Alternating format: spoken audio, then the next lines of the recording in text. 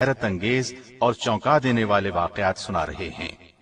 جہاد کے میدان میں جس طرح سیدنا خالد بن ولید اور سیدنا ابو عبیدہ بن جراح نے نام پایا، اسی طرح سعد بن ابی وقاص بھی عظیم سپہ سالار کے طور پر جانے جاتے ہیں۔ اس سے بڑھ کر یہ کہ آپ عشرہ مبشرہ میں بھی شامل ہیں۔ ہمیں امید ہے آپ کو یہ ولولہ انگیز سلسلہ پسند آئے گا، تو آئیے سنتے ہیں جرنیل صحابہ حصہ سوم سیدنا سعد بن ابی وقاص رضی اللہ عنہ۔ پیشکش محمد طارق شاہد۔ عراق کے مشہور مقام جسر میں اسلامی لشکر اور عراقی فوج کا آمنا سامنا ہوا۔ عراق کا لشکر جرار پوری تیاریوں کے ساتھ آیا تھا۔ گھمسان کا رن پڑا۔ دشمن کا حملہ اس قدر تیز اور طوفانی تھا کہ ایک ہی دن میں 4000 مجاہد شہید ہو گئے۔ امیر المومنین سیدنا عمر بن خطاب رضی اللہ عنہ یہ ہولناک خبر سن کر بہت غمگین ہوئے۔ انہوں نے خود میدان جنگ میں جانے کا فیصلہ کیا۔ مدینے میں سیدنا علی رضی اللہ عنہ کو اپنا قائم مقام بنا کر آپ عراق جانے کے لیے نکلے۔ ابھی مدینے سے کچھ ہی فاصلے پر پہنچے تھے کہ سیدنا عبد الرحمن بن عوف رضی اللہ عنہ کو پتہ چلا۔ بہت پریشان ہوئے، فوراً دوڑے اور آپ کو جا لیا۔ آپ کا راستہ روکا اور عرض کیا، امیر المومنین، آپ اپنے فیصلے پر نظر ثانی کریں۔ ان حالات میں آپ کا مرکز اسلام میں رہنا انتہائی ضروری ہے۔ میری رائے کے مطابق بہتر یہ ہے کہ اسلامی لشکر کی قیادت کسی تجربہ کار اور نڈر جرنیل کے سپرد کر دی جائے۔ اس وقت مسلمان نازک ترین دور سے گزر رہے ہیں۔ امت مسلمہ کو آپ کی بہت ضرورت ہے۔ ہمارے پاس ایسے مجاہدین موجود ہیں جو جنگی حکمت عملی سے دشمن کا منہ موڑ سکیں، جنہیں میدان جنگ میں اترنے کا تجربہ ہے، جو تیر اور تلوار کی لڑائی کے ماہر بھی ہیں۔ آپ نے ان کی باتیں سنی اور رک گئے۔ سیدنا علی اور چند دوسرے بڑے صحابہ کو مشورے کے لیے بلایا۔ متفقہ طور پر طے پایا کہ امیر المومنین کو نہیں جانا چاہیے، ان کی یہاں زیادہ ضرورت ہے۔ عراق میں لڑنے والے لشکر کی قیادت کے لیے کسی تجربہ کار اور ماہر سالار کا انتخاب کیا جائے۔ سیدنا عمر نے صحابہ کے اجتماعی فیصلے کا احترام کیا، واپس مدینے آ گئے، صحابہ سے مشورہ کیا۔ آخر سیدنا عبد الرحمن بن عوف نے فرمایا، میری رائے یہ ہے کہ سعد بن ابی وقاص کو بھیجا جائے۔ اس رائے سے سبھی نے پرجوش انداز میں اتفاق کیا۔ سیدنا عمر نے سعد بن ابی وقاص رضی اللہ عنہ کو اسلامی لشکر کا سپہ سالار بنا کر عراق کی طرف روانہ فرمایا۔ سیدنا سعد بن ابی وقاص رضی اللہ عنہ 590 اور 595 عیسوی کے درمیان پیدا ہوئے۔ شہر پیدائش مکہ ہے۔ خیال کیا جاتا ہے کہ آپ نے ہجرت مدینہ سے قریباً 30 سال پہلے دنیا میں آنکھ کھولی۔ اس وقت 622 عیسوی تھا۔ اس حساب سے آپ عمر میں نبی کریم صلی اللہ علیہ وسلم سے قریباً 23 سال چھوٹے تھے۔ ماں باپ نے نام سعد رکھا۔ آپ کے والد کا نام مالک اور کنیت ابو وقاص تھی، لہٰذا آپ سعد بن ابی وقاص کے نام سے مشہور ہوئے۔ آپ کی کنیت ابو اسحاق تھی۔ آپ کے 2 بیٹوں کے نام اسحاق اکبر اور اسحاق اصغر تھے، انہی کے نام پر کنیت تھی۔ آپ قبیلہ قریش کی ایک معزز شاخ بنو زہرہ سے تعلق رکھتے تھے۔ آپ کا سلسلہ نسب 5ویں پشت میں رسول اللہ صلی اللہ علیہ وسلم کے نسب نامے سے مل جاتا ہے۔ آپ کے والد ابو وقاص مالک نے اسلام کا زمانہ نہیں پایا۔ والدہ کا نام حمنہ تھا۔ ان کا تعلق قریش کی شاخ بنو امیہ سے تھا۔ رسول اکرم صلی اللہ علیہ وسلم سیدنا سعد کے پھوپھی زاد بھائی تھے۔ آپ کے والد چونکہ بی بی آمنہ کے چچا زاد بھائی بھی تھے، اس لیے آپ کے ماموں تھے، اور اس طرح آپ نبی کریم صلی اللہ علیہ وسلم کے ماموں زاد بھائی تھے۔ جوانی کی عمر کو پہنچنے تک آپ نے مختلف ہتھیاروں کا استعمال سیکھ لیا تھا۔ تیر بنانے کے فن میں تو آپ نے بہت مہارت حاصل کر لی تھی۔ 16-17 برس کی عمر میں ان کا شمار مکے کے بہادر، نیک اور سمجھدار نوجوانوں میں ہونے لگا تھا۔ اعلان نبوت کے پہلے 7 دنوں میں سے کسی دن آپ نے اسلام قبول کر لیا تھا۔ کہا جاتا ہے کہ جو ہی آپ کو اسلام کی دعوت دی گئی، آپ نے قبول کر لی۔ اس طرح آپ السابقون الاولون میں شمار ہوئے، یعنی سب سے پہلے ایمان لانے والوں میں سے تھے، اور ان سب سے اللہ تعالیٰ کا وعدہ جنت کا ہے۔ نبی کریم صلی اللہ علیہ وسلم نے جن 10 صحابہ رضی اللہ عنہم کا نام لے کر جنتی ہونے کی بشارت دی، آپ بھی ان میں سے ایک ہیں۔ جب آپ ایمان لائے تو عمر 17 یا 19 سال تھی۔ آپ کی والدہ کو آپ کے ایمان لانے کے بارے میں علم ہوا تو وہ سخت ناراض ہوئی۔ انہیں اپنے باپ دادا کے مذہب سے بہت پیار تھا، چنانچہ انہوں نے ان سے کہا، جب تک یہ نیا دین نہیں چھوڑو گے میں نہ کچھ کھاؤں گی، نہ پیوں گی اور نہ کوئی بات کروں گی۔ آپ کو اپنی والدہ سے بہت پیار تھا۔ ماں کو پریشان دیکھنا آپ کے لیے بہت بڑا امتحان تھا، لیکن وہ اس امتحان میں پورے اترے۔ ماں 3 دن تک بھوکی پیاسی رہی، آپ نے پھر بھی اس کی بات نہ مانی، سختی سے اسلام پر ڈٹے رہے۔ جب والدہ کی حالت نازک ہو گئی تو دوسرے بیٹے نے اسے پانی پلایا۔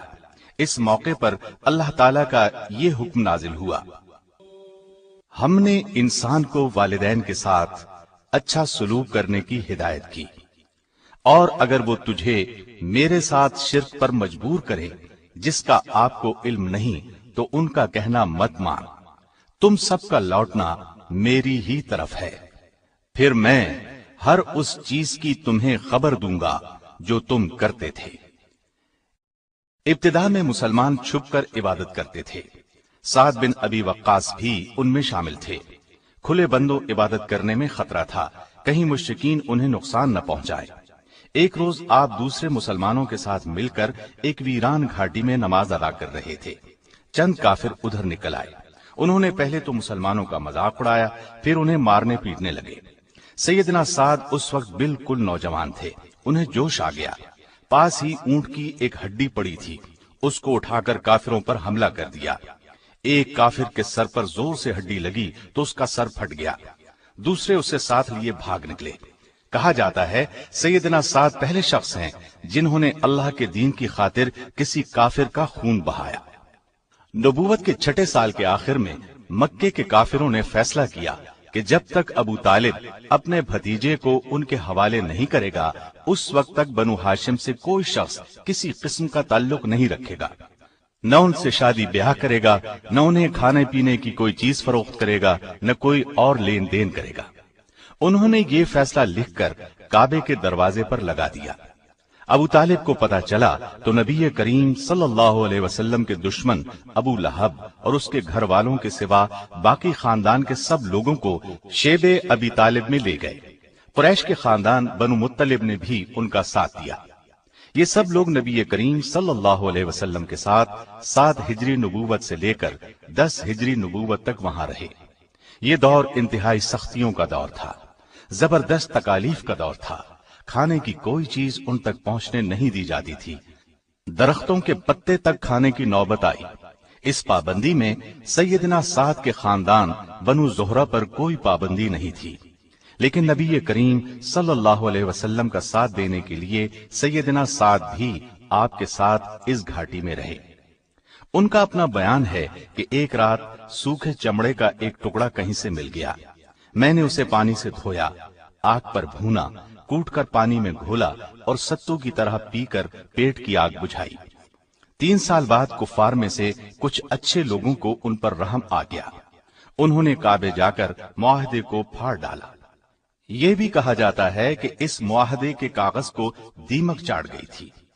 اس طرح بنو ہاشم لوگوں کے ساتھ گھاٹی سے نکل کر اپنے گھروں میں آ گئے اور مصیبت کا یہ دور ختم ہوا۔ نبوت کے 13ویں سال نبی کریم صلی اللہ علیہ وسلم نے مکے میں موجود تمام صحابہ کو یثرب کی طرف ہجرت کرنے کی ہدایت فرمائی۔ اس زمانے میں مدینے کا نام یثرب تھا۔ اس سے پہلے نبوت کے 5ویں اور 6 سال صحابہ کی ایک بڑی تعداد نبی صلی اللہ علیہ وسلم کی ہدایت پر حبش کی طرف ہجرت کر گئی تھی، لیکن سعد بن ابی وقاص اور کچھ دوسرے مسلمانوں نے آپ کے ساتھ ہی رہنا پسند کیا تھا۔ اب حالات بدل گئے تھے۔ وہ اس طرح کہ مکے سے قریباً 300 میل دور شہر یثرب کے بہت سے لوگ اسلام قبول کر چکے تھے، اور انہوں نے نبی صلی اللہ علیہ وسلم کو اپنے شہر آنے کی دعوت دی تھی۔ یہ وعدہ کیا تھا کہ ہر قیمت پر آپ کی حفاظت کریں گے۔ نبی صلی اللہ علیہ وسلم نے ان کی دعوت قبول کر لی تھی۔ لیکن مناسب یہ سمجھا کہ پہلے اپنے چند صحابہ کرام کو مدینے بھیج دیں، پھر خود تشریف لے جائیں۔ چنانچہ آپ کی ہدایت پر مسلمانوں نے یثرب کی طرف ہجرت کی۔ ان میں سیدنا سعد بن ابی وقاص رضی اللہ عنہ بھی تھے، بلکہ ان کے 14 سالہ چھوٹے بھائی عمیر رضی اللہ عنہ بھی تھے۔ یہ بھی اسلام قبول کر چکے تھے۔ تھوڑے ہی عرصے بعد نبی صلی اللہ علیہ وسلم بھی مکے سے ہجرت کر کے یثرب تشریف لے آئے۔ اس طرح یہ پرانا شہر یثرب سے مدینہ النبی بن گیا۔ بعد میں صرف مدینہ کہلایا جانے لگا۔ مدینے میں مسلمان اگرچہ کفار کے ظلم و ستم سے محفوظ ہو گئے تھے، لیکن کوئی نہ کوئی صحابی آپ کی قیام گاہ کے پہرے پر ضرور موجود رہتے تھے۔ سیدنا سعد کو بھی آپ کی قیام گاہ پر پہرا دینے کی عزت نصیب ہوئی۔ ام المومنین سیدہ عائشہ رضی اللہ عنہا فرماتی ہیں کہ ایک رات نبی صلی اللہ علیہ وسلم کی نیند اچاٹ ہو گئی۔ نبی صلی اللہ علیہ وسلم نے فرمایا، کاش آج کوئی نیک آدمی پہرے پر ہوتا۔ اتنے میں ہم نے ہتھیاروں کی جھنکار سنی۔ رسول اللہ صلی اللہ علیہ وسلم نے فرمایا، کون ہے؟ جواب ملا، سعد ہوں۔ آپ نے فرمایا، کس لیے آئے ہو؟ عرض کیا، دل میں خیال گزرا کوئی دشمن آپ کو نقصان پہنچانے کی کوشش نہ کرے، سو پہرا دینے کے لیے چلا آیا۔ نبی صلی اللہ علیہ وسلم نے انہیں دعا دی اور سو گئے۔ غزوہ بدر سے پہلے جو چھوٹی چھوٹی مہمات پیش آئیں، ان تمام مہمات میں سعد بن ابی وقاص شریک رہے۔ ہجرت کے دوسرے سال رمضان میں بدر کی لڑائی ہوئی۔ ہجرت کے بعد مسلمانوں اور کافروں میں یہ پہلی بڑی اور اہم لڑائی تھی۔ قریباً 1000 کافر مکے سے مسلمانوں کے خلاف لڑنے کے لیے آئے تھے۔ ان کافروں میں قریش کے بڑے بڑے بہادر شامل تھے۔ ان کے پاس ہر طرح کا ساز و سامان تھا، جبکہ مسلمان صرف 313 تھے اور بے سر و سامان تھے، لیکن یہ اللہ کے سپاہی تھے۔ سر و سامان کی انہیں کوئی پرواہ نہیں تھی، انہیں تو بس اللہ کے راستے میں جان دینے کی آرزو تھی کہ اللہ ان کے اگلے پچھلے گناہ معاف کر دے۔ اسی لیے ان بدری مجاہدین کا مرتبہ دوسرے تمام صحابہ سے بلند ہے۔ ان صحابہ میں سعد بن ابی وقاص اور ان کے چھوٹے بھائی عمیر بھی شامل تھے۔ جس وقت لڑائی پورے زوروں پر تھی، سیدنا سعد کا مقابلہ قریش کے ایک نامی بہادر سعید بن عاص سے ہو گیا۔ آپ نے سعید بن عاص پر ایسا کاری وار کیا کہ وہ فوراً ہلاک ہو گیا۔ آپ نے اس کی تلوار پر قبضہ کر لیا۔ تلوار کو لے کر نبی صلی اللہ علیہ وسلم کی خدمت میں حاضر ہوئے۔ اس وقت تک غنیمت کے مال کے بارے میں کوئی حکم نہیں ہوا تھا، چنانچہ آپ نے فرمایا، یہ تلوار جہاں سے اٹھائی ہے وہیں رکھ دو۔ سعد بن ابی وقاص نے فوراً حکم کی تعمیل کی، تلوار وہیں رکھ دی، لیکن تلوار واپس رکھنے سے وہ غمگین ہو گئے۔ اللہ کی رحمت جوش میں آئی، جلد ہی سورہ انفال نازل ہوئی۔ اس میں یہ حکم بھی تھا کہ جو مال تم نے لڑائی میں حاصل کیا ہے وہ بالکل حلال ہے۔ اس پر آپ صلی اللہ علیہ وسلم نے سعد کو بلایا اور فرمایا، جاؤ اور اپنی تلوار اٹھا لو۔ اس لڑائی میں سیدنا سعد نے کسی دوسرے کی مدد کے بغیر 2 کافروں کو قیدی بھی بنایا تھا۔ اللہ کی مدد اور مجاہدین کی بہادری کی بدولت کافروں کو بری طرح شکست ہوئی۔ ان کے 70 آدمی لڑائی میں مارے گئے۔ ان میں بڑے بڑے سردار ابو جہل، عاص بن ہشام، عتبہ بن ربیعہ، شیبہ بن ربیعہ، امیہ بن خلف وغیرہ شامل تھے۔ ان کے علاوہ 70 کافروں کو قیدی بنا لیا گیا، باقی لوگ بھاگ کر واپس چلے گئے۔ بدر کی لڑائی میں مسلمانوں کے صرف 14 مجاہد شہید ہوئے، ان میں سعد کے چھوٹے بھائی عمیر بھی شامل ہیں۔ خود سیدنا سعد کا بیان ہے کہ لڑائی شروع ہونے سے پہلے میں نے عمیر کو دیکھا، ادھر ادھر چھپتا پھر رہا تھا۔ پوچھا، کیا بات ہے، اس طرح چھپتے کیوں پھر رہے ہو؟ کہنے لگے، بھائی جان، میری عمر کم ہے، ڈرتا ہوں کہیں رسول اللہ صلی اللہ علیہ وسلم لڑائی میں حصہ لینے سے روک نہ دیں، جبکہ میری دلی تمنا ہے کہ میں اللہ کی راہ میں لڑوں، شاید اللہ مجھے شہادت کا رتبہ عطا فرما دے۔ پھر وہی ہوا جس کا ڈر تھا۔ مقابلے کے وقت رسول اللہ صلی اللہ علیہ وسلم نے انہیں دیکھا اور واپس جانے کا حکم دیا۔ عمیر رونے لگے۔ آپ کو ان کے شوق اور رونے کا حال معلوم ہوا تو نبی صلی اللہ علیہ وسلم نے انہیں اجازت دے دی۔ سیدنا سعد فرماتے ہیں اب صورتحال یہ بنی کہ عمیر کا قد چھوٹا تھا اور تلوار بڑی، پھر بھی بڑی بہادری سے لڑے اور آخرکار کافروں کے مشہور پہلوان عمرو بن عبد ود کے ہاتھوں شہادت پائی۔ اس طرح ان کی دلی تمنا پوری ہو گئی۔ آپ کو ان سے بہت محبت تھی، ان کے شہید ہونے پر بہت غمگین ہوئے، لیکن انا للہ و انا الیہ راجعون پڑھ کر خاموش ہو گئے۔ احد کی لڑائی میں کافر 3000 تھے، جبکہ نبی کریم صلی اللہ علیہ وسلم کے ساتھی 700 تھے۔ ان میں سیدنا سعد بھی تھے۔ اس لڑائی سے ایک دن پہلے سیدنا سعد رسول اللہ صلی اللہ علیہ وسلم کے ایک اور پیارے صحابی عبداللہ بن جہش رضی اللہ عنہ کے ساتھ بیٹھے تھے۔ یکا یک آپ نے ہاتھ اٹھائے اور یہ دعا کی، اے اللہ، کل جب لڑائی شروع ہو تو جو شخص میرے مقابلے میں آئے وہ بڑا تنومند اور دلاور ہو اور میں تیرے راستے میں اسے قتل کروں۔ ان کی اس دعا پر عبداللہ بن جہش نے آمین کہی، پھر خود ہاتھ اٹھا کر یہ دعا مانگی، اے اللہ، میرے مقابلے پر ایسا دشمن آئے جو بڑا طاقتور اور بہادر ہو، میں تیری راہ میں اس سے لڑوں یہاں تک کہ وہ مجھے قتل کر دے، میرے ناک، کان اور ہونٹ کاٹ لے۔ جب میں تجھ سے ملوں اور تو مجھ سے پوچھے تیرے ناک، کان اور ہونٹ کیوں کاٹے گئے تو میں عرض کروں، اے اللہ، تیرے لیے کاٹے گئے۔ دوسرے دن احد کے میدان میں جب لڑائی شروع ہوئی تو یہ دونوں بہت بے جگری سے لڑے، جس طرف بھی نکلے دشمنوں کی صفیں الٹ دیں۔ یکا یک سیدنا سعد کی نظر کافروں کے ایک نامی جنگجو پر پڑی، اس کا نام طلحہ بن ابی طلحہ تھا۔ انہوں نے تاک کر اس کے گلے میں تیر مارا، اس کی زبان کتے کی طرح باہر نکل آئی، تڑپ تڑپ کر مر گیا۔ یوں سیدنا سعد کی دعا قبول ہوئی۔ دوسری طرف عبداللہ بن جہش اس قدر جوش سے لڑے، اس قدر جمع مردی سے تلوار چلائی کہ دشمنوں کو قتل کرتے کرتے تلوار ٹوٹ گئی۔ فوراً نبی کریم صلی اللہ علیہ وسلم کی خدمت میں حاضر ہوئے۔ آپ نے انہیں کھجور کی ایک شاخ عطا کی، انہوں نے اس سے تلوار کا کام لیا، بہت دیر تک اس شاخ سے لڑتے رہے۔ آخر کافروں کے ایک نامی جنگجو ابو الحکم بن اخنس نے ان پر تلوار کا ایسا وار کیا کہ آپ شہید ہو گئے۔ کافروں نے آپ کے ناک، کان اور ہونٹ کاٹ لیے، ان کو دھاگے میں پرو دیا۔ سیدنا سعد کا گزر ان کی ناش کے پاس سے ہوا، حالت دیکھ کر بے ساختہ ان کے منہ سے نکل گیا، اللہ کی قسم، عبداللہ کی دعا میری دعا سے بہتر تھی۔ احد کی لڑائی میں تیر انداز دستے کی کوتاہی کی وجہ سے جب مسلمانوں کے پاؤں اکھڑے اور نبی کریم صلی اللہ علیہ وسلم کی شہادت کی خبر اڑی تو آپ کے نزدیک صرف چند جانثار صحابہ رہ گئے، ان میں سعد بھی تھے۔ یہ اصحاب شروع سے آخر تک اپنی جانوں کی بازی لگا کر نبی کریم صلی اللہ علیہ وسلم کی حفاظت کرتے رہے۔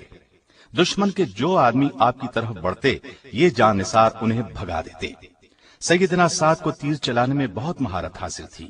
آپ نبی کریم صلی اللہ علیہ وسلم کے سامنے کھڑے ہو گئے اور تیر چلانے لگے۔ آپ صلی اللہ علیہ وسلم اپنے ترکش میں سے تیر نکال نکال کر انہیں دیتے جاتے تھے اور فرماتے جا رہے تھے، اے سعد، تیر چلا، میرے ماں باپ تجھ پر قربان ہوں۔ سیدنا علی رضی اللہ عنہ فرماتے ہیں، میں نے سعد کے سوا کسی اور کے حق میں ایسے الفاظ رسول اللہ صلی اللہ علیہ وسلم کی زبان مبارک سے نہیں سنے۔ کہا جاتا ہے احد کی لڑائی میں سعد نے 1000 تیر چلائے۔ ایک کافر ابو سعد بن ابی طلحہ مسلمانوں پر بڑھ چڑھ کر حملے کر رہا تھا۔ سیدنا سعد نے اسے ایک تیر تاک کر مارا، وہ تڑپ تڑپ کر ٹھنڈا ہو گیا۔ جلد ہی مسلمانوں کو معلوم ہو گیا کہ نبی کریم صلی اللہ علیہ وسلم کی شہادت کی خبر غلط تھی، لہٰذا وہ پرجوش انداز میں پلٹ پڑے اور لڑائی کا پانسا پلٹ گیا، کافر بھاگ گئے۔ خندق کی لڑائی میں بھی سیدنا سعد شریک تھے۔ ہجرت کے 6 سال بیعت رضوان کا واقعہ پیش آیا، 1400 صحابہ اس بیعت میں شریک ہوئے۔ اللہ تعالیٰ نے انہیں کھلے الفاظ میں اپنے راضی ہونے کی خوشخبری دی، ان میں سعد بھی شامل تھے۔ بیعت رضوان کے بعد آپ نے خیبر، حنین، مکہ و طائف اور تبوک کی مہمات میں بھی برابر حصہ لیا۔ خیبر اور حنین کی لڑائیوں میں سیدنا سعد بہت بہادری سے لڑے۔ تبوک کی لڑائی کے بعد ذوالحجہ کا مہینہ آیا تو نبی کریم صلی اللہ علیہ وسلم نے 300 مسلمانوں کا ایک قافلہ حج کے لیے مکے روانہ فرمایا۔ ان میں سعد کو بھی بھیجا۔ ہجرت کے 10ویں سال نبی کریم صلی اللہ علیہ وسلم خود حج کے لیے تشریف لے گئے۔ 1 لاکھ سے زائد مسلمان آپ کے ساتھ تھے، ان میں سعد بھی تھے۔ مکہ پہنچ کر آپ بیمار ہو گئے۔ نبی کریم صلی اللہ علیہ وسلم کو ان کی بیماری کی خبر ہوئی تو عیادت کے لیے تشریف لائے۔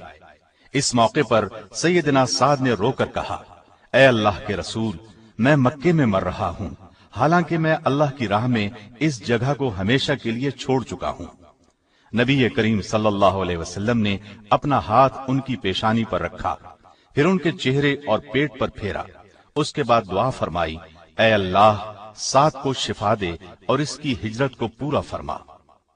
آپ جلد ہی صحت یاب ہو گئے۔ اس کے بعد آپ فرمایا کرتے تھے کہ رسول اللہ صلی اللہ علیہ وسلم کے ہاتھ مبارک کی ٹھنڈک میں آج تک اپنے جگر میں محسوس کرتا ہوں۔ حجۃ الوداع کے بعد سیدنا سعد رسول اللہ صلی اللہ علیہ وسلم کے ساتھ واپس مدینے آ گئے۔ قریباً 3 ماہ گزرے تھے کہ نبی کریم صلی اللہ علیہ وسلم اس دنیا سے رخصت ہو کر اپنے اللہ کے پاس چلے گئے۔ دوسرے صحابہ کی طرح یہ صدمہ آپ کے لیے بھی زندگی کا سب سے بڑا صدمہ تھا۔ نبی کریم صلی اللہ علیہ وسلم کے بعد ابو بکر رضی اللہ عنہ خلیفہ بنے۔ آپ سیدنا سعد کے مرتبے سے اچھی طرح واقف تھے، چنانچہ آپ نے انہیں نجد میں آباد مشہور قبیلے حوازن کا عامل مقرر کر دیا۔ آپ جب تک وہاں رہے اپنے فرائض نہایت عمدہ طریقے سے انجام دیتے رہے۔ ایران اور روم اس زمانے میں عرب کی 2 پڑوسی سلطنتیں تھیں، دونوں بڑی اور طاقتور تھی۔ بنو شیبان عرب اور ایران کی سرحدوں کے قریب آباد تھے۔ ایران کی حکومت انہیں اپنے ماتحت خیال کرتی تھی، ان پر آئے دن ظلم ڈھاتی تھی۔ سیدنا مثنی بن حارثہ رضی اللہ عنہ نے اپنے قبیلے بنو شیبان اور کچھ دوسرے عرب قبیلوں کو ساتھ ملا کر ظالم ایرانیوں کے خلاف جہاد شروع کر دیا۔ وہ کسی نہ کسی ایرانی علاقے پر چھاپا مار کر واپس آ جاتے۔ ان کی خواہش تھی کہ ایران پر باقاعدہ حملہ کیا جائے، لیکن اسلامی حکومت کی مدد کے بغیر ایران جیسی طاقتور سلطنت پر حملہ ممکن نہیں تھا۔ چنانچہ جب سیدنا ابو بکر رضی اللہ عنہ اندرونی بغاوتوں پر قابو پا چکے تو مثنی نے ان کی خدمت میں پہنچ کر مدد کی درخواست کی۔ ابو بکر نے ان سے وعدہ کیا کہ بہت جلد مدد بھیجیں گے۔ اس طرح مثنی خوش خوش واپس چلے گئے۔ ان کے جانے کے بعد ابو بکر رضی اللہ عنہ نے خالد بن ولید رضی اللہ عنہ کو حکم بھیجا کہ اپنا لشکر لے کر فوراً عراق روانہ ہو جائیں اور مثنی کے ساتھ مل کر ایران کے ظالم مجوسیوں کے خلاف جہاد کریں۔ سیدنا خالد بن ولید اس وقت باغیوں کو شکست دے کر یمامہ میں مقیم تھے۔ ابو بکر کا حکم ملتے ہی خالد بن ولید 2000 مجاہدین کے ساتھ عراق کی طرف روانہ ہو گئے۔ راستے میں اور مجاہدین بھی ان کے لشکر میں شامل ہونے لگے۔ اس طرح ان کے لشکر کی تعداد 10,000 تک پہنچ گئی۔ عراق کی سرحد پر پہنچے تو سیدنا مثنی بھی 8,000 مجاہدین کے ساتھ ان سے آ ملے۔ اب اسلامی لشکر طوفان کی طرح عراق میں داخل ہوا۔ ایرانیوں نے جگہ جگہ مسلمانوں کا مقابلہ کیا، لیکن مسلمان انہیں شکست پر شکست دیتے آگے بڑھتے چلے گئے، یہاں تک کہ ہیرا کا مشہور شہر فتح ہو گیا۔ اس کے بعد کچھ اور شہر فتح کر کے سیدنا خالد آگے بڑھنے کا ارادہ کر رہے تھے کہ ابو بکر نے خالد بن ولید کو اپنی نصف فوج کے ساتھ عراق سے شام پہنچنے کا حکم دیا۔ وہاں مسلمانوں کو رومیوں کے ایک بڑے لشکر کا سامنا تھا۔ سیدنا خالد کے شام جانے کے بعد ایرانیوں نے آپس میں تمام جھگڑے ختم کر دیے اور سب نے مل کر شہر براز کو اپنا بادشاہ چن لیا۔ شہر براز ایک بڑا لشکر مثنی رضی اللہ عنہ کے لشکر کے مقابلے میں لے آیا۔ اس لشکر کو بھی سیدنا مثنی نے شکست دی۔ اس کے بعد 3 بادشاہ باری باری ایران کے تخت پر بیٹھے، لیکن ان میں سے کوئی بھی حکومت نہ چلا سکا۔ آخر ایرانیوں نے ایک شہزادی پوران دخت کو شاہی تخت پر بٹھا کر اپنی ملکہ بنا لیا۔ پوران دخت نے ایران کے ایک مشہور پہلوان رستم کو اپنا وزیر اعظم اور سپہ سالار بنایا۔ رستم نے مسلمانوں کو عراق سے نکالنے کے لیے زبردست جنگی تیاریاں کی اور ایرانیوں میں ایک نیا جوش بھر دیا۔ سیدنا مسنہ نے جب یہ دیکھا کہ ایرانیوں کے مقابلے میں ان کی فوج بہت تھوڑی ہے اور سامان بھی حد درجے کم ہے، تو وہ مدد کے لیے چند مجاہدین کے ساتھ مدینے کی طرف روانہ ہو گئے۔ جس دن یہ مدینے پہنچے اس وقت ابو بکر رضی اللہ عنہ شدید بیمار تھے اور سیدنا عمر رضی اللہ عنہ کے بارے میں وصیت فرما چکے تھے کہ ان کے بعد وہ خلیفہ ہوں گے۔ انہوں نے مسنہ رضی اللہ عنہ کے آنے کی خبر سن کر اپنے پاس بلایا، عراق کے تمام حالات سنے، پھر سیدنا عمر کو بلایا، انہیں ان الفاظ میں وصیت کی: اے عمر، میرا دم دن کو نکلے تو رات کو، اور رات کو نکلے تو صبح ہونے سے پہلے مسلمانوں کو مسنہ کی مدد کے لیے تیار کرنا۔ پھر اپنے کفن وغیرہ کے بارے میں کچھ وصیت کی اور آخر 22 جمادی الاخر 13 ہجری کو وفات پا گئے۔ انا للہ و انا الیہ راجعون۔ حضرت ابو بکر صدیق رضی اللہ عنہ کے بعد سیدنا عمر رضی اللہ عنہ نے سب سے پہلا کام یہ کیا کہ مسلمانوں کو جمع کیا، انہیں عراق کے حالات بتائے۔ مسلمان جہاد کے لیے تیار ہو گئے تو آپ نے مسنہ کو واپس بھیج دیا اور انہیں ہدایت کی کہ وہ اپنا لشکر ہیرا سے پیچھے ہٹا کر عرب کی سرحد کے قریب لے آئیں اور امدادی لشکر کے پہنچنے کا انتظار کریں۔ پھر آپ نے عراق کے لیے ایک لشکر تیار فرمایا۔ ابو عبیدہ کو اس لشکر کا سپہ سالار بنا کر عراق جانے کا حکم دیا۔ ابو عبیدہ صحابی نہیں تھے لیکن بہت دلیر اور نڈر تھے۔ یہ مدینے سے کوچ کر کے بہت جلد مسنہ سے جا ملے۔ ادھر ایران کے وزیر اعظم رستم نے 2 بڑے لشکر مسلمانوں کے مقابلے کے لیے روانہ کیے۔ ابو عبیدہ نے ان دونوں کو نمارق اور کسکر کی لڑائیوں میں شکست دی۔ پھر آگے بڑھ کر باکیشیا کے مقام پر ایک ایرانی جرنیل جالینوس کو شکست دی اور شہر پر قبضہ کر لیا۔ رستم کو ان شکستوں کی خبر ملی تو اس نے ایک تجربہ کار جرنیل بہمن کو ایک لشکر جرار اور 20 جنگی ہاتھیوں کے ساتھ روانہ کیا۔ اس لڑائی میں ہاتھیوں نے تباہی مچا دی۔ ابو عبیدہ، ان کے ایک بھائی اور بہت سے دوسرے مسلمان ہاتھیوں کا مقابلہ کرتے ہوئے شہید ہو گئے۔ ایسے میں دریا کا پل ٹوٹ گیا اور بہت سے مسلمان دریا میں ڈوب گئے۔ مسنہ نے اس مشکل وقت میں بہت دلیری دکھائی اور اپنی باقی ماندہ فوج نرغے سے نکال لائے۔ اس لڑائی میں 9000 فوج میں سے 6000 شہید ہو گئے۔ یہ لڑائی جسر یعنی پل کی لڑائی کے نام سے مشہور ہے۔ سیدنا عمر کو جسر کی لڑائی میں مسلمانوں کی شکست کی خبر ملی تو انہیں بہت دکھ ہوا۔ انہوں نے ایک اور لشکر تیار کیا۔ آپ نے اس لشکر کو عبداللہ بن جریر بجلی کی ماتحتی میں مسنہ کی مدد کے لیے عراق روانہ کیا۔ ایرانیوں کی طرف سے ایک مشہور جرنیل مہران 1 لاکھ سے زائد فوج اور 20 جنگی ہاتھیوں کے ساتھ مسلمانوں کی طرف بڑھا۔ دریائے فرات کے کنارے بویب کے مقام پر دونوں فوجوں کا مقابلہ ہوا۔ گھمسان کی لڑائی ہوئی۔ مسلمانوں کی تعداد ایرانیوں سے بہت کم تھی، ان کے پاس ہاتھی بھی نہیں تھے، ساز و سامان بھی بہت کم تھا، پھر بھی وہ قدم جما کر اس شان سے لڑے کہ ایرانیوں کا منہ پھیر کر رکھ دیا۔ مسلمانوں کے جوش کا عجیب حال تھا۔ مسنہ اور ان کے بھائی سیدنا مسعود اس طرح لڑ رہے تھے کہ انہیں سر پیر کا کچھ ہوش نہ تھا۔ اچانک مسعود زخمی ہو کر گر پڑے۔ مسنہ نے دیکھا تو للکار کر کہا، مسلمانوں، شریف لوگ اسی طرح جان دیا کرتے ہیں، دیکھنا تمہارے جھنڈے ہرگز نہ جھکنے پائیں۔ جنگ جاری رہی۔ اب تک ایرانیوں کے بڑے بڑے سردار مارے جا چکے تھے، تاہم ان کا سپہ سالار قدم جما کر لڑ رہا تھا۔ قبیلہ تغلب کے ایک مجاہد نے اسے تاڑ لیا، تلوار سونت کر اس پر ٹوٹ پڑا۔ مہران کو مہلک زخم آیا، گھوڑے سے گرا اور وہ مجاہد اچک کر اس کے گھوڑے پر سوار ہو گیا اور بلند آواز سے نعرہ لگایا، میں تغلب کی اولاد ہوں، میں نے ایرانی سپہ سالار کو قتل کر دیا ہے۔ ایرانی فوج کے چھکے چھوٹ گئے۔ سپہ سالار کے مرتے ہی فوج بددل ہو گئی۔ قریباً 1 لاکھ ایرانی مارے گئے، ہزاروں دریا میں گر کر ہلاک ہو گئے۔ بویب کے میدان میں سال ہا سال ایرانیوں کی ہڈیوں کے ڈھیر پڑے رہے۔ ان کو دیکھ کر عبرت ہوتی تھی۔ بویب کی لڑائی جسر کی لڑائی کا بھرپور جواب تھی۔ اس قدر بڑی تعداد میں مارے جانے والے ایرانیوں کے مقابلے میں شہید ہونے والے مسلمانوں کی تعداد صرف 100 تھی۔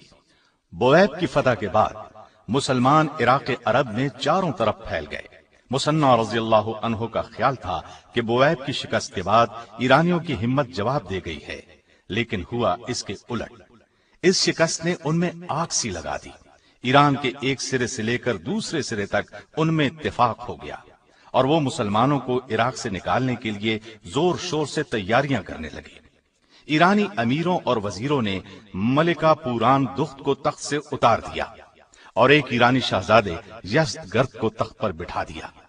اس کے بادشاہ بنتے ہی ایرانیوں میں گویا نئی جان پڑ گئی۔ وہ سب مسلمانوں کے خلاف اٹھ کھڑے ہوئے۔ جن علاقوں پر مسلمانوں نے قبضہ کر لیا تھا وہاں بھی بغاوت کے شعلے بھڑک اٹھے۔ مسلمان چاروں طرف سے خطرات میں گھر گئے۔ سیدنا مصنع رضی اللہ عنہ نے ان حالات کی اطلاع امیر المومنین کو دی۔ انہوں نے حکم بھیجا اپنی فوج کو سمیٹ کر عرب کی سرحد کی طرف ہٹ آئیں۔ انہوں نے اس حکم کی تعمیل کی، تمام فوجی دستوں کو جمع کر کے عرب کی سرحد کے قریب ذوقار کے مقام پر ڈیرے ڈال دیے اور سیدنا عمر کے نئے حکم کا انتظار کرنے لگے۔ ادھر امیر المومنین سیدنا عمر نے سارے عرب میں منادی کرا دی کہ لوگ ایرانیوں کے خلاف جہاد کے لیے تیار ہو جائیں اور مدینے پہنچے۔ اس اعلان کے ساتھ ہی ہر طرف سے مجاہدین آنے لگے۔ اس طرح 1000 کا لشکر تیار ہو گیا۔ سیدنا سعد بن ابی وقاص رضی اللہ عنہ ان دنوں نجد میں قبیلہ حوازن کے عامل تھے۔ آپ نے وہاں سے 3000 مجاہد بھیجے۔ امیر المومنین مسلمانوں میں اتنا جوش دیکھ کر بہت خوش ہوئے۔ تمام مجاہدین کو لے کر مدینے سے باہر سرار کے چشمے پر پہنچے۔ مجاہدین کو وہیں قیام کرنے کی ہدایت کی، خود بھی ان کے ساتھ ٹھہرے۔ سارے لشکر کی صف بندی کی، پھر فرمایا میرا ارادہ ہے کہ اس لشکر کے ساتھ میں خود جاؤں۔ عام مجاہدین کو آپ کے اس فیصلے کا علم ہوا تو وہ بہت خوش ہوئے، لیکن بڑے بڑے صحابہ نے مشورہ دیا کہ امیر المومنین کا مدینے سے باہر جانا کسی صورت مناسب نہیں۔ سیدنا عمر نے اس مشورے کو قبول کر لیا۔ اب سوال یہ پیدا ہوا کہ عراق بھیجے جانے والے لشکر کا امیر اور سپہ سالار کون ہو۔ بڑے بڑے صحابہ سے اس بارے میں مشورہ ہوا۔ آخر سیدنا عبد الرحمن بن عوف کی تجویز پر طے پایا کہ اس لشکر کا سپہ سالار سیدنا سعد بن ابی وقاص رضی اللہ عنہ کو بنایا جائے۔ سیدنا عمر نے اس وقت خط لکھ کر سعد بن ابی وقاص کو بلا بھیجا۔ چند دن بعد آپ مدینے پہنچ گئے۔ امیر المومنین نے انہیں عراق کی مہم کا سپہ سالار مقرر فرمایا۔ جھنڈا ان کے ہاتھ میں دیتے ہوئے بہت سی نصیحتیں کی، ہدایات دی، پھر انہیں عراق جانے کے لیے تیار ہونے کی ہدایت کی۔ سیدنا سعد بن ابی وقاص رضی اللہ عنہ عراق کے لیے روانہ ہونے لگے تو امیر المومنین نے اس وقت ان سے فرمایا ہر مصیبت میں صبر اختیار کریں، اللہ کے ہر حکم کی اطاعت کریں، گناہوں سے بچیں اور نیک کاموں کے ذریعے فتح طلب کریں۔ سیدنا سعد بن ابی وقاص نے آپ کو یقین دلایا کہ وہ ہر حال میں اللہ کی رضا کو اپنے سامنے رکھیں گے، اپنے ساتھیوں کو خوش رکھنے کی ہر ممکن کوشش کریں گے۔ اس کے بعد جھنڈا ہاتھ میں لیا اور 4000 مجاہدین کے لشکر کے ساتھ روانہ ہوئے۔ امیر المومنین انہیں رخصت کرنے کے لیے خود گئے۔ سعد بن ابی وقاص نے مدینے سے روانہ ہونے کے بعد سالبہ کے مقام پر پڑاؤ ڈالا۔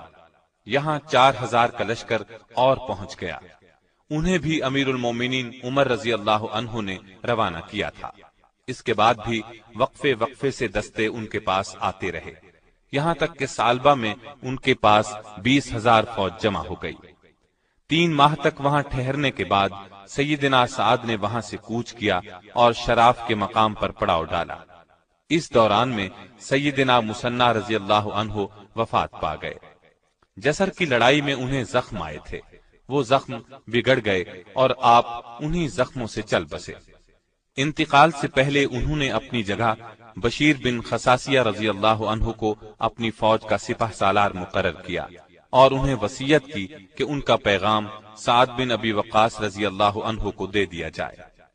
جہاں تک ممکن ہو عرب کی سرحد کے قریب رہ کر ایرانیوں سے جنگ کریں۔ اللہ تعالی مسلمانوں کو فتح دے تو پھر بے دھڑک ایران کے اندر گھس جائیں۔ بشیر بن خصاصیہ اپنی فوج کے ساتھ شراف میں سعد سے آ ملے۔ اس فوج کی تعداد 8000 کے قریب تھی۔ انہوں نے سعد کو مثنیٰ کی وفات کی خبر سنائی، انہیں بہت صدمہ ہوا۔ شراف سے آپ نے تمام حالات امیر المومنین کو لکھ بھیجے، مثنیٰ کی وصیت کا ذکر بھی کیا۔ جواب میں سیدنا عمر نے ان کی وصیت کی تائید کی اور سعد کو ہدایت کی کہ شراف سے کوچ کر کے قادسیہ کے مقام پر پڑاؤ ڈالیں۔ یہ ایران کا دروازہ ہے اور نہایت سرسبز و شاداب مقام ہے۔ امیر المومنین کا خط ملنے پر سعد نے شراف سے کوچ کیا، قادسیہ کی طرف روانہ ہوئے۔ راستے میں غدیب کا مقام آیا، یہ ایرانیوں کی فوجی چوکی تھی، یہاں وہ اپنے ہتھیار رکھتے تھے۔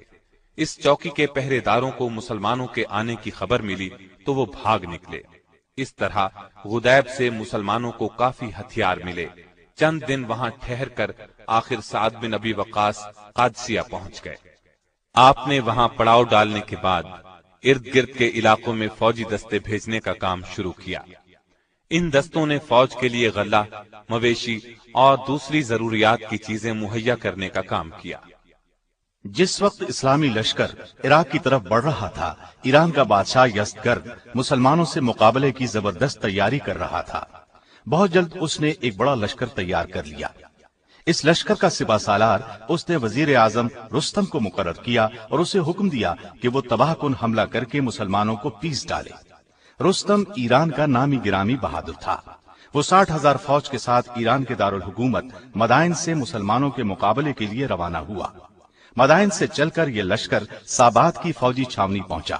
یہاں ہر طرف سے امدادی فوجی رستم کے پاس پہنچنے لگے، یہاں تک کہ تعداد 1.5 لاکھ ہو گئی۔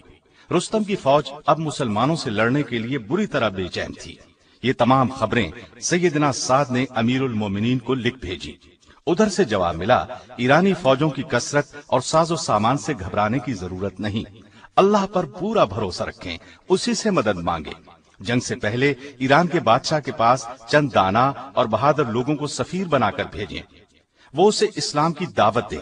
انشاءاللہ اس دعوت سے ایرانیوں کے ارادوں میں سستی پیدا ہوگی، اور اگر ان کا بادشاہ اسلام کی دعوت قبول کرنے سے انکار کر دے تو ان کا عذاب بھی اسی کے سر ہوگا۔ امیر المومنین کا حکم ملتے ہی سیدنا سعد نے اپنی فوج سے 14 آدمی منتخب کیے۔ یہ 14 آدمی سادہ لباس میں صرف کوڑے ہاتھ میں لیے مدائن میں داخل ہوئے۔ وہاں کے لوگ ان حضرات کو دیکھ کر بہت حیران ہوئے۔ ادھر بادشاہ یزدگرد کو ان کے آنے کی اطلاع مل چکی تھی۔ اس نے اپنے دربار کو بڑی شان و شوکت سے سجایا۔ یہ لوگ دربار میں داخل ہوئے۔ بادشاہ نے عربی جاننے والے درباری کے ذریعے ان سے پوچھا، تم لوگوں نے ہمارے ملک پر حملہ کیوں کیا ہے؟ سیدنا سعد نے ان 14 آدمیوں کا امیر سیدنا نعمان کو بنایا تھا۔ انہوں نے بادشاہ کی بات کا جواب دیا، اے بادشاہ، ہم دنیا جہاں کی برائیوں میں مبتلا تھے، اللہ نے ہم پر رحم کیا، ہماری طرف اپنا رسول بھیجا، اس نے ہمیں برے کاموں سے روکا، نیک کاموں کی ہدایت کی، بتوں کی پوجا چھوڑ کر ایک اللہ کی عبادت کرنے کا حکم دیا، اس کے بدلے میں دنیا اور آخرت کی کامیابی کی خبر دی۔ ہم اس پر ایمان لے آئے، پہلے عرب کے مختلف قبیلوں کو اسلام کی دعوت دی، وہ ہمارے ساتھ ہو گئے تو ہمیں حکم ملا قریبی ملکوں کے لوگوں کو اسلام کی دعوت دیں۔ ہمارا مقصد لوٹ مار کرنا نہیں، اگر تم کسی کو اللہ کا شریک نہ بناؤ، ایک اللہ کو معبود مانو، سچے رسول پر ایمان لے آؤ تو ہمارا تمہارا کوئی جھگڑا نہیں، ہم صرف اللہ کی کتاب قرآن مجید تمہارے درمیان چھوڑ کر چلے جائیں گے۔ اگر یہ منظور نہیں تو تمہیں جزیہ دینا ہوگا، اس پر بھی راضی نہیں تو تلوار ہمارے تمہارے درمیان فیصلہ کرے گی، جزیہ دینے کی صورت میں ہم تمہاری حفاظت کریں گے۔ یزدگرد کو یہ جواب سن کر بہت غصہ آیا۔ اس نے گرجدار آواز میں کہا، تم سانپ اور چھپلیاں کھانے والے بھوکے ننگے لوگ ہمارے ملک کو لوٹنا چاہتے ہو، اب وقت آ گیا ہے کہ تمہیں سزا دی جائے اور دھکے دے کر اس ملک سے نکال دیا جائے۔ تمہارے لیے میں زیادہ سے زیادہ یہ کر سکتا ہوں کہ تمہارے اونٹوں پر غلہ اور چھوارے لدوا دوں اور عرب پر ایسا حاکم مقرر کر دوں جو تمہارا خیال رکھے۔ اس کے علاوہ تم کچھ اور چاہتے ہو تو پھر تمہیں ذلت کی موت ملے گی۔ ان 14 سفیروں میں قیس بن زرارہ بھی شامل تھے۔ چند قدم آگے بڑھے اور بادشاہ سے بولے، اے بادشاہ، ہم عرب کے شریف لوگ ہیں، تمہاری نفرت بھری باتیں اس قابل نہیں کہ تمہیں جواب دیا جائے۔ ہم تو اسلام کا نور تمہارے سینوں میں اتارنا چاہتے ہیں، اسلام قبول کر لو تو بہتر، ورنہ جزیہ یا تلوار ایک چیز تو تمہیں قبول کرنی ہوگی۔ اس پر یزدگرد کے غصے کی انتہا نہ رہی۔ اس نے چلا کر کہا، اگر ایلچیوں کا قتل جائز ہوتا تو آج تم میں سے کوئی زندہ بچ کر نہ جاتا۔ اے دوسروں کے ملکوں کو لوٹنے والو، تمہیں یہ خاک ملے گی۔ یہ کہہ کر اس نے بہت سی خاک دھول منگوا کر مسلمانوں کے آگے پھینک دی۔ ایک مجاہد نے یہ خاک اپنی چادر میں ڈال لی۔ پھر سارے سفیر اپنے لشکر میں لوٹ آئے اور سیدنا سعد کے پاس پہنچ کر ان الفاظ میں انہیں مبارکباد دی، اے امیر مبارک ہو، دشمن نے خود اپنی زمین ہمیں دے دی ہے، انشاءاللہ اب ہم ضرور اس کے ملک پر قبضہ کر لیں گے۔ ایرانی سفیروں کے واپس جانے کے بعد یزدگرد نے رستم کو حکم دیا کہ سابات سے چل کر قادسیہ پہنچو اور مسلمانوں کو پیس ڈالو۔ حکم ملنے پر رستم روانہ ہوا۔ اس کے ہر سپاہی نے زرہ پہنی ہوئی تھی، ہر طرح کے ہتھیاروں سے لیس تھے، گھڑ سوار دستے میں چوٹی کے سوار شامل تھے۔